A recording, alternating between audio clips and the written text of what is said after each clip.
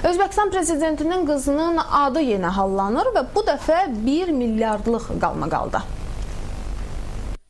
Gülnarə Kərimovanın adı bu dəfə 1 milyard dollarlıq qalmaqalda hallandırılır. Wall Street jurnalı Özbəkistan prezidentinin qızı barəsində maraqlı nüanslar ortaya çıxarıb.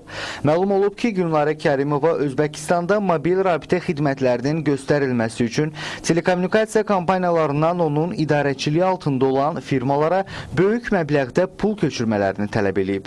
Amerika Birləşmiş Ştatları hökuməti isə bu qalmaqaldan sonra Avropadan Gülnarə Kərimovanın bütün hesablarının dondurulmasını tələb edib. Söhbət ümumi həcmi 1 milyard dollar olan aktivlərin istifadəsinə qadağa qoyulmasından gedir. Rusiyanın Wilpelcom, MTS və Skandinaviya ölkələrinə xidmət göstərən Telia-Sonera şirkətləri də istintaqa cəlb olunub. Bütün yoxlamalara Amerika güc strukturları, qiymətli kağızlar və birja üzrə komissiya, həmçinin İsveç və Hollandiyanın hüquq mühafizə orqanları aparacaq. Gülnarə Kərimova isə artıq 1 ilə yaxındır ki, ev dustağıdır və Özbəkistan xüsusi xidmət orqanlarının nəzarətindədir.